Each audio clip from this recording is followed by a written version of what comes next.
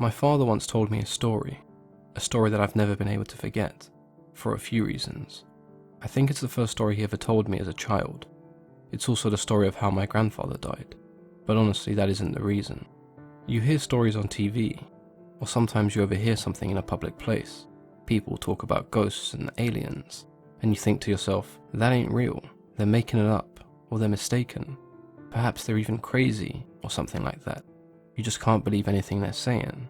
That is until something happens, something that brings it all together, connects the dots in a way that you didn't think of before. Maybe it happens to you, or maybe you hear the same story again and again happening to different people. It doesn't take long before the world becomes a lot bigger than you thought it was.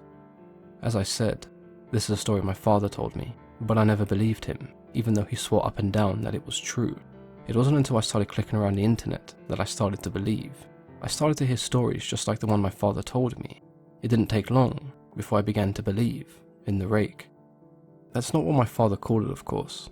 He's never used the internet in his life. He wouldn't know that that's what the consensus named it. When he chose to call it anything other than it, or that thing, he called it Skinwalker, after an old Cherokee tale his grandfather told him.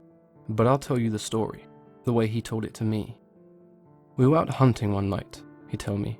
Coyotes, we'd kill them for $50 a skin. At that point they lived on a dairy farm in Ohio. They'd also kill calves sometimes. We'd do it every night because we needed the money. Sometimes while we were out, we'd come across a deer and kill that too. Our landlord didn't mind, and it could feed our family for a few nights and save us some money. Anyway, we were done making the rounds and began to head home. Walking, because we didn't have a car back then or some four-wheeler. We cut through the woods, and that's when we came upon it. Blood everywhere, splattered on the trees, in the grass, in the creek, everywhere. At first we figured it was a pack of coyotes. We'd seen it sometimes. They can't scavenge, and they start hunting deer or cattle.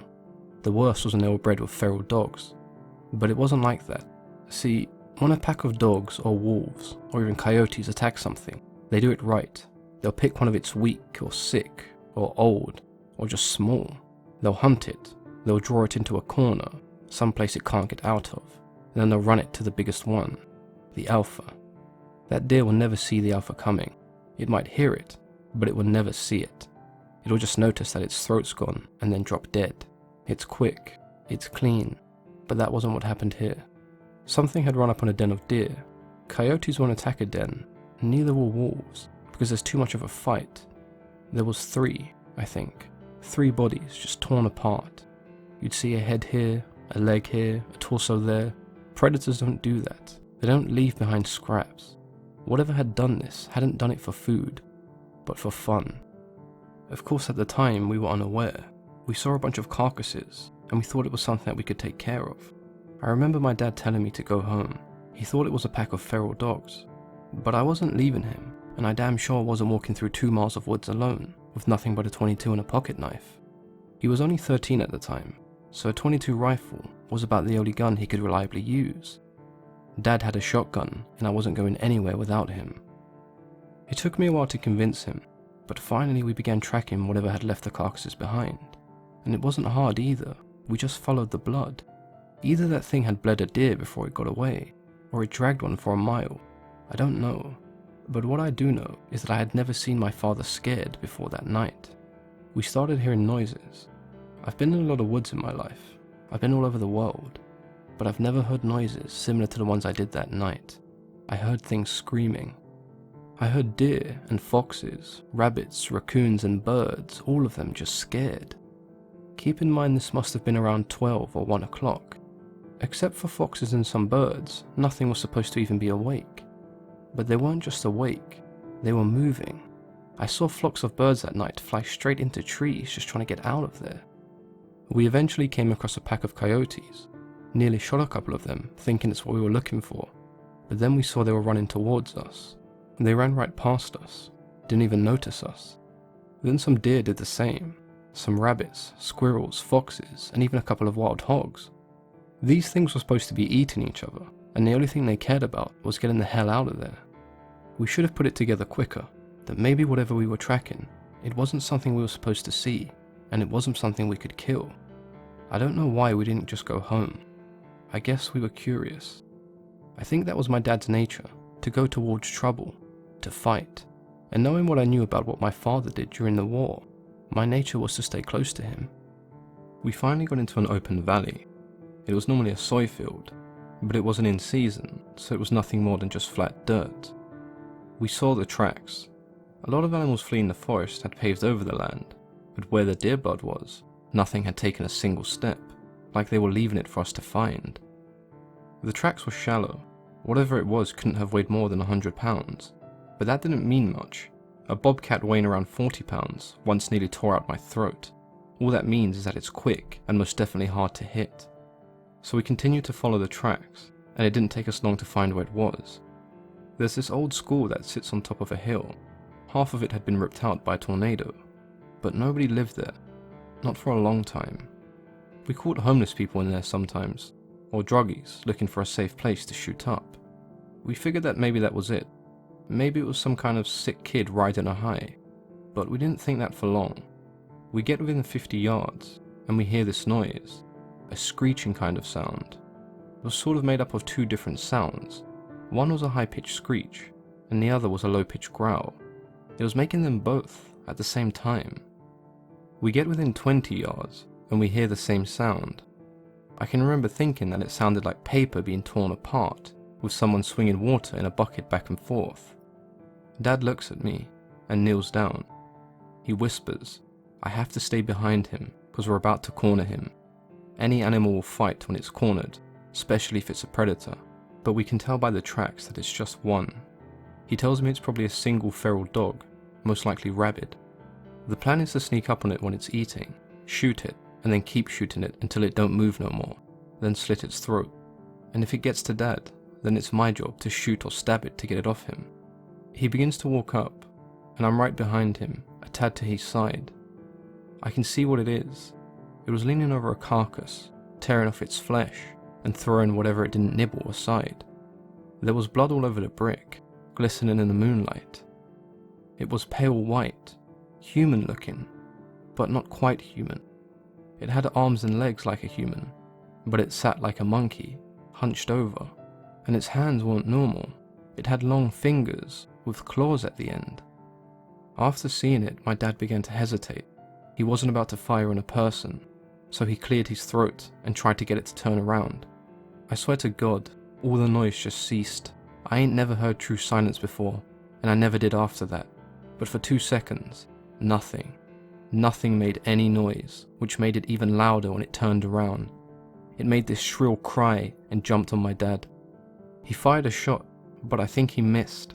If he hit the thing, then it certainly didn't care.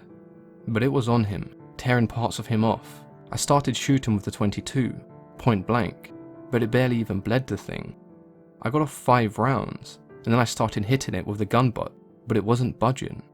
It didn't even register that I was there, and then it began clawing at my dad, taking off bits of his flesh. It started on his torso, ripping off the skin. I could barely recognize him. It tore off his throat, it tore off his nose, his eyes, it scalped him. And then it really started digging in. It ripped off the bottom half of his jaw, the little bones in the tube of your neck, and then his ribs. But somehow my dad's knife ended up in the thing's shoulder, and my dad was now on its back. I began to run, and by God I'm running faster than I've ever run before. It was following me. I ended up back in the woods, opposite to the ones we had been in, and I'm heading towards my landlord's house. It was only about half a mile away. I can hear this thing screeching and moaning. I hear tree branches crack and get thrown around. It's like someone's taken an axe to every tree I pass. It's cracking so loud and often, but I just ain't looking back. Finally I tripped into some gravel. I look up and there's my landlord and a bunch of his buddies drinking around a campfire. I scream and I cry and they come over. I'm telling them to call an ambulance, and he looks at me and I'll never forget what he said. "What is that on your back?" he asked me. Just as he said it, he saw one of those god-awful flannel shirts my dad wore everywhere. It was the only thing that was left of my dad. Most of his head, torso and waist was all gone. Suddenly we hear it, screeching. My landlord grabs me and my dad gets thrown to the ground.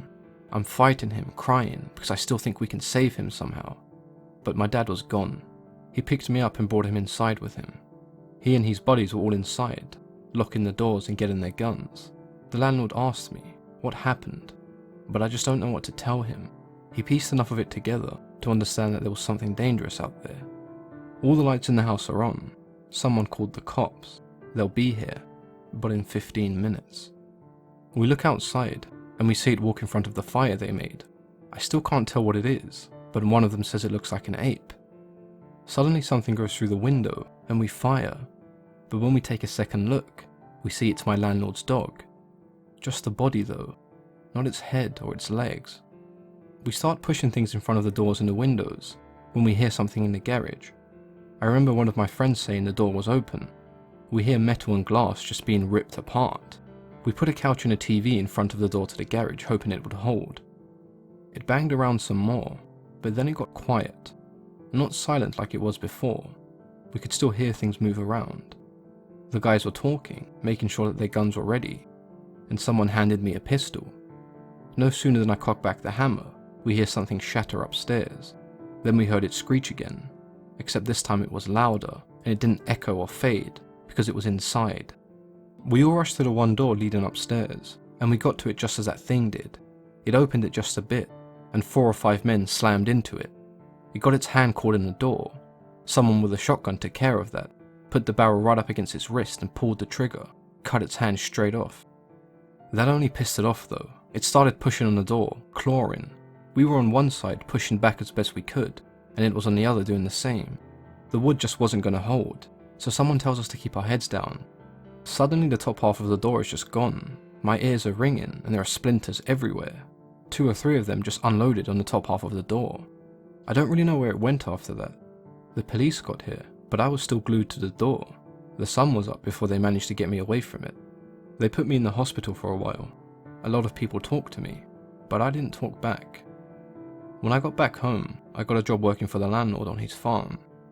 We didn't talk much, not about that thing anyway. But I signed up for the army when I was 19, and he sat me down with a drink of scotch as a send-off. I asked him right away what the police told him. The story they went with was a wild animal, probably a wolf or maybe a bear that had migrated north. I asked him how they could say that when they had the hand. He looked at me, stunned. He tells me that the hand never made it back to the station. The cop that was carrying the hand had a car wreck, driving into a tree and dying on impact. The hand was never found, probably taken away by another animal. When the cops finally acknowledged that the hand even existed, they said it was simply the paw of a bear that looked like a human hand. I never talked to the landlord again. He went missing when I was in basic training. They never found him. They said he owed people some money and just ran away, but I don't think it was that simple. I never went back to those woods. I wouldn't even if I had the whole US Army at my back. But that was a lie. When my mother died, I don't think my father felt he had anything left, and he might as well go back and settle old scores. He went to those woods, but he never came back.